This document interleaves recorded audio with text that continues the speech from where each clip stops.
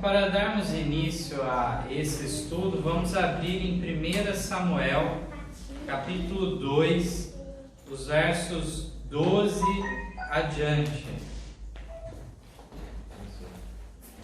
1 Samuel, capítulo 2, versos 12 adiante, vamos falar um pouco sobre a maldade dos filhos de Eli. É uma história bastante conhecida já, né? O fato da frouxidão da parte de Eli, ele permanecia os filhos dele no sacerdócio, eles já deveriam ter sido removidos há muito tempo. Ele acabava condescendendo com tudo isso. Então Deus culpava ele também deste ato, como bem sabemos. Aqui numa descrição sobre os filhos de Eli, 1 Samuel 2. Então, nesse primeiro verso, 12, diz que eram, porém, os filhos de Eli, filhos de Belial, não conheciam o Senhor. Então, aqui a Bíblia está revelando o verdadeiro caráter deles, a verdadeira atitude deles. Eles eram adoradores de Belial? Não, eram adoradores do Deus de Israel. Mas, de fato, a atitude deles era de filhos de Belial. Estavam identificados dessa maneira. E não conheciam verdadeiramente, então, ao Senhor. Ainda que oficiassem o quê? No sacerdócio de Israel. O 13 e o 14, a Nayara pode ler para a gente. Porquanto o costume daqueles sacerdotes com o povo era que, oferecendo a alguém algum sacrifício, estando se cozendo a carne, vinha o moço do sacerdote com um garfo de 3 dentes em sua mão, e enfiava-o na caldeira, ou na panela, ou no caldeirão, ou na marmita, e tudo quanto o garfo tirava, o sacerdote tomava para si. Assim faziam a todo o Israel que ia ali a Siló. 15 e 16, a Santina. Também antes de queimarem a gordura, vinha o moço do sacerdote e dizia ao homem que sacrificava: dá essa carne para assar ao sacerdote, porque não tomará de ti carne cozida, senão crua. E dizendo-lhe o homem: queimem primeiro a gordura de hoje, e depois toma para ti quanto desejar a tua alma. Então ele lhe dizia: não agora hás de dar, e se não por força a tomarei.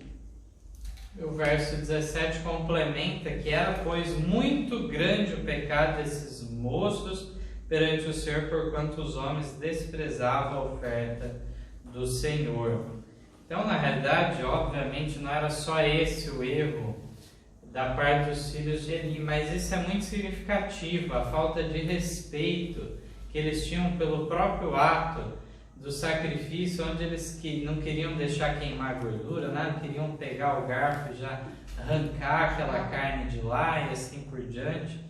E isso criava um mal-estar em todo Israel, de modo que teve pessoas que abandonaram o ato de ir até Siló oferecerem sacrifícios, visto essa atitude terrível. Então, em toda a apostasia que ocorre numa igreja, também ocorre aqueles que desanimam, abandonam a sua comunhão com a igreja, com a comunidade, justamente por os líderes mesmo sancionarem o mal, ou tomarem parte ativa até mesmo, como é esse o caso aqui dos filhos de Eli. Atitudes desrespeitosas, né, no caso aqui, né? Totalmente, né? Eles não conheciam o Senhor. Isso. E aqui então, em relação a isso, Ellen White comenta no comentário de volume 2, página 1010, que o ritual simbólico era o elo entre Deus e Israel. As ofertas sacrificais tinham o propósito de prefigurar o sacrifício de Cristo e assim preservar no coração das pessoas uma fé inabalável no Redentor vindouro. O Senhor precisava aceitar os sacrifícios e continuar presente no meio do povo. Por outro lado, o povo necessitava de conhecimento correto no plano da salvação e de uma compreensão adequada do seu dever. Por isso, era da máxima importância que fossem mantidas por parte de todos os que estavam associados ao santuário santidade de coração e pureza de vida, reverência por Deus e estrita obediência aos seus requisitos. Então, as ofertas, todos os rituais simbólicos prefiguravam o papel de Cristo no plano da redenção. E tudo isso, nessas atitudes irreverentes, fugiam totalmente do propósito e as pessoas não alcançavam o objetivo de compreender, então, essa maravilhosa mensagem que Deus queria dar a eles. E aqui na continuação, Ellen White comenta ainda que à medida que os homens de Israel foram testemunhando a conduta corrupta dos sacerdotes, passaram a achar que era mais seguro que suas famílias não fossem ao local designado para adoração. Muitos saíram de Siló perturbados, cheios de indignação, até que finalmente decidiram oferecer seus próprios sacrifícios, concluindo que isso seria igualmente aceitável a Deus e preferível a sancionar de alguma forma as abominações praticadas no santuário. Que atitude grave, né, chegava. E poderia haver aqueles que iriam falar, não pode, tem que tomar parte nisso tudo. E, no entanto, por outro lado, esses mesmos que poderiam condenar as famílias que não continuaram a ir ao local designado, deveriam tomar atitude contra os filhos de Eli, de modo a não tolerar por mais tempo isso. Então essa rachadura ficou muito clara nesse ponto, de as pessoas então ficarem indignadas com tudo aquilo e se decidir a não mais voltar lá. Vamos mais agora no capítulo 4. Capítulo 4, os versos 2 em diante, nós vamos ver alguma coisa mais sobre o tema da malignidade daqueles filhos de Eli, Hófni e Finéias, que de fato eles então foram os que estiveram envolvidos no falso reavivamento que houve naquela época. Vejam só a situação que estava naquele momento. O verso 2 declara: E os filisteus se dispuseram em ordem de batalha para sair contra Israel, e estendendo-se a peleja, Israel foi ferido diante dos filisteus, porque feriram na batalha no campo uns 4.000 homens. E voltando o povo ao arraial, disseram os anciões de Israel: Por que nos feriu o Senhor hoje diante dos filisteus? Tragamos de Siló a arca da aliança do Senhor e venha no meio de nós, para que nos livre da mão de nossos inimigos. Enviou, pois, o povo a Siló e trouxeram de lá a arca da aliança do Senhor dos Exércitos, que habita entre os querubins. E os 2 filhos de Eli, Hófni e Finéias, estavam ali com a arca da aliança de Deus. E sucedeu que, vindo a arca da aliança do Senhor ao arraial, todo Israel gritou com grande júbilo, até que a terra estremeceu. Então, de fato, eles ficaram muito animados com tal perspectiva. A ideia partiu aqui, diz, dos próprios anciões de Israel, que tiveram essa ideia de levar então a arca da aliança para o acampamento de guerra, né? Aqui então Ellen White comenta no Patriarcas e Profetas, na página 583, que essa expedição foi empreendida pelos israelitas sem o conselho do Senhor, sem o apoio de sumo sacerdote ou profeta. Na realidade, nem Eli, nem Samuel, ainda novo, apoiaram tal atitude. Voltando para o acampamento, a força fragmentada e desalentada, disseram os anciões de Israel: por que nos feriu o Senhor hoje diante dos filisteus? A nação estava madura para o juízo de Deus e, no entanto, não viam que seus próprios pecados haviam sido a causa daquele terrível revés. Então, tinham ido já para a batalha sem a bênção de Deus e não teve outro resultado senão a derrota. E agora eles ficam nessa cegueira e não sabem por que aconteceu isso, tem alguma coisa errada. No comentário bíblico, Ellen White diz ainda que a recordação desses gloriosos triunfos inspirou todo Israel com nova esperança e coragem. Eles lembraram que lá de Moisés, da época deles, que tinha arca, e eles ganharam batalhas, né? E diz que com nova esperança e coragem, imediatamente o povo mandou buscar a arca em Siló, para que venha no meio de nós, disseram ele, nos livre de nossos inimigos. Não consideraram que era somente a lei de Deus que tornava a arca sagrada e que sua presença somente lhes traria prosperidade se eles obedecessem à lei.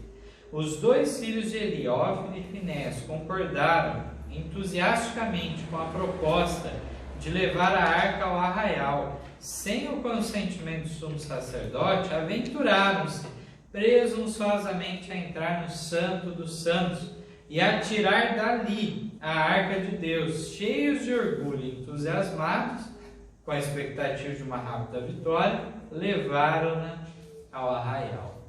E o povo, ao contemplar como supunham o sinal da presença de Jeová, rompeu em grandes brados e ressoou a terra. Aqui nós encontramos uma outra lição preciosa, a questão do mal que faz a superstição. Olha só, a arca, então, como o texto diz, ela era especial porque era o receptáculo, era a arca que guardava o quê? A lei de Deus. É aí que estava a valiosidade.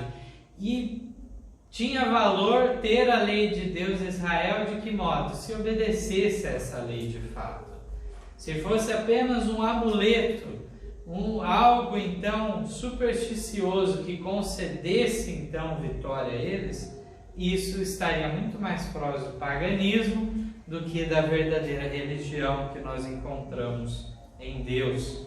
Então aqui diz que eles quiseram se amparar na história passada de Moisés, Arão, e quiseram também levar a arca ao acampamento. Obviamente que naquela época de Moisés e Arão, vamos lembrar que eles estavam em jornada, né? Era um acampamento móvel de todos, não só uma questão de guerra, mas todo o acampamento de Israel no deserto era algo móvel. E se ficava no meio do acampamento, ficava justamente o tabernáculo no deserto. E aí vemos, então, que aqui os filhos de Eli não tiveram nenhum receio de pegar a arca. Veja só, e nem Deus efetuou um juízo imediato. Veja só, né? Que coisa. E eles, então, sem nenhuma consciência da presunção que eles estavam fazendo, porque aí para pegar a arca tinha que ir até o segundo compartimento. Vamos lembrar que tinha então o pátio em volta do tabernáculo, lá tinha já altares de sacrifício no pátio. O sacerdote podia entrar então no lugar santo, lá tinha os pães da proposição, tinha outros altares, altar de incenso. E lá então já era um lugar tremendo. O povo mesmo não tomava parte naquele lugar santo. E no lugar santíssimo, olha que gravidade, irmãos. Você entrava uma vez no ano E era o sumo sacerdote que efetuava esse papel, com toda a seriedade e solenidade para aquele momento.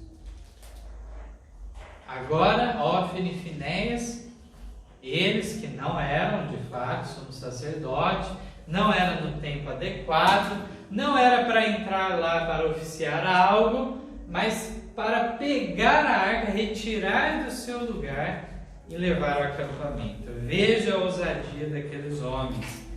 Mas diz que tudo isso encheu de expectativa o povo de que a vitória seria o que? Rápida, seria avassaladora. Todo mundo ficou animado diante dessa condição.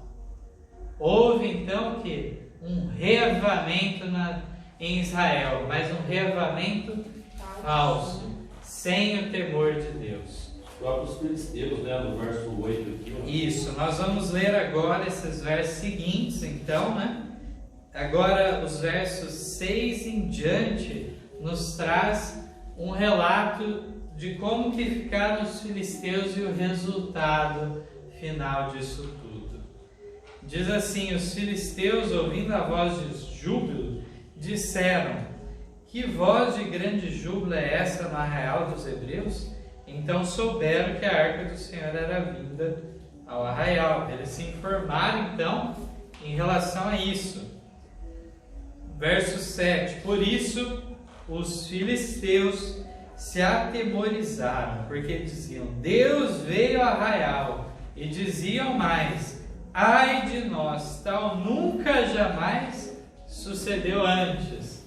Agora então, igualmente os filisteus supersticiosos, eles agora, vendo essa condição, temeram. Acharam que era arriscado agora perder a batalha de fato, porque Deus estava com eles. E era algo inédito, nunca tinha acontecido isso. Ficaram com muito receio diante disso. E agora temos os versos 8 e 9. Quem pode nos ajudar na leitura deles?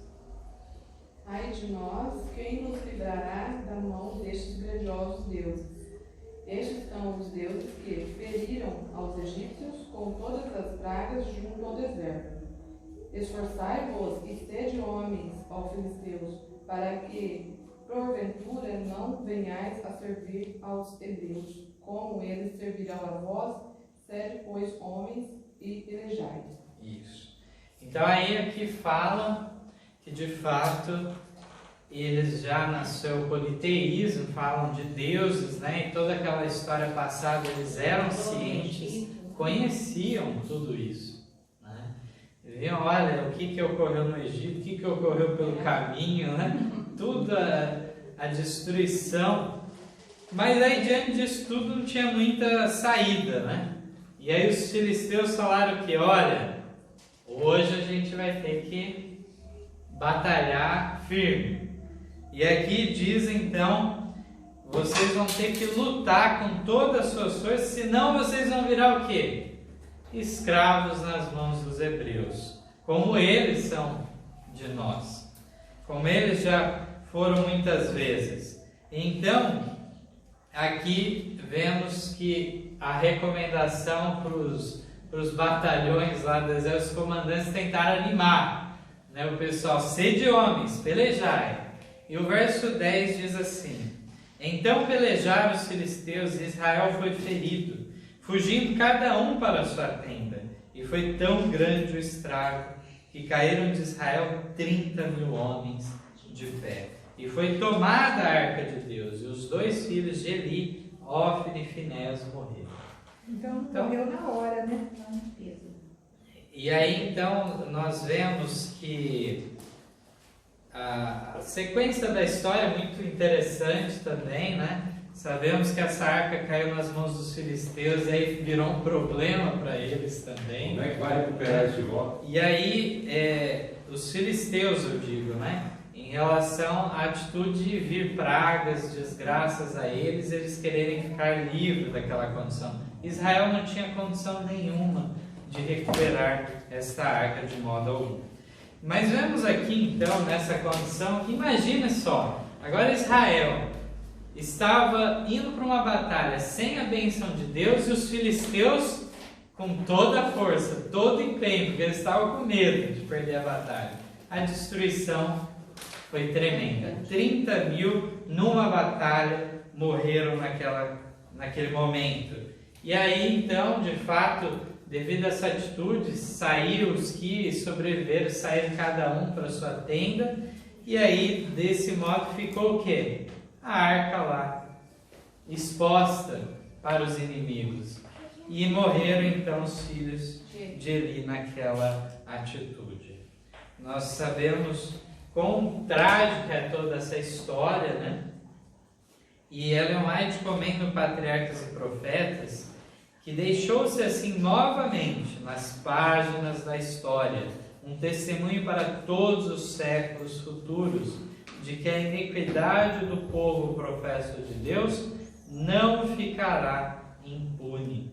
Quanto maior for o conhecimento da vontade de Deus, tanto maior o pecado daqueles que a desatendem. De fato, o professo povo de Deus deve estar atento a tudo isso. Saber que só tem professado algo ou tem agido em conformidade com isso. Devemos entender a diferença de uma coisa da outra. Os resultados da frouxidão de Eli foram tremendos, como nós vemos. É resultado de dividir Israel, muitas pessoas não tomando parte nos sacrifícios lá. Nós vemos indo para a batalha, então, com um falso zelo espiritual, um reavivamento totalmente descabido, sem a presença de Deus. E aqui vemos que quando veio a notícia para Eli, o que ocorreu?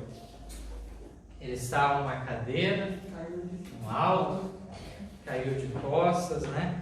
E morreu com aquela notícia. Naquele momento estava nascendo também um filho, um neto de Eli, então, que era então uma das noras de Eli, estava tendo a criança naquele momento.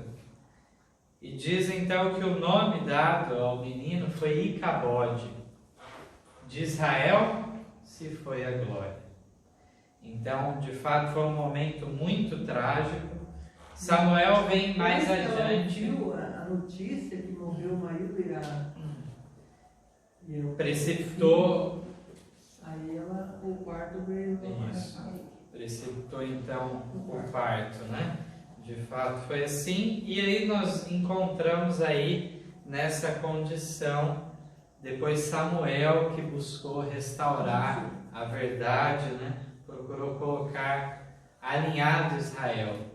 E várias vezes nós encontramos essas histórias de infidelidade do antigo Israel. E sempre devemos olhá-las não com menosprezo a eles, mas sabendo que são de advertência para nós, que somos ainda mais conhecedores da verdade de Deus, em condições muito melhores para servi-lo. E aí, de fato, devemos pensar de que maneira Deus pede hoje um reavivamento de sua igreja e reforma. Nós sempre comentamos, né, que de fato a primeira necessidade, a mais urgente da igreja é buscar um reavivamento genuíno, que é um despertar das faculdades espirituais para entender o tempo em que nós vivemos, a solenidade dos últimos dias, despertar da sonolência. E aí, de fato, diante desse quadro, ao buscarmos a unção do Espírito Santo, buscarmos de fato uma ligação com Cristo, poderemos sim partir por uma reforma consistente. Não esforços esporádicos, esforços que venham uma hora com fidelidade, outra hora retrocedendo, mas sim uma reforma consistente, movida pela capacitação do Espírito Santo. Esse é o meu desejo de oração a todos os irmãos. Amém.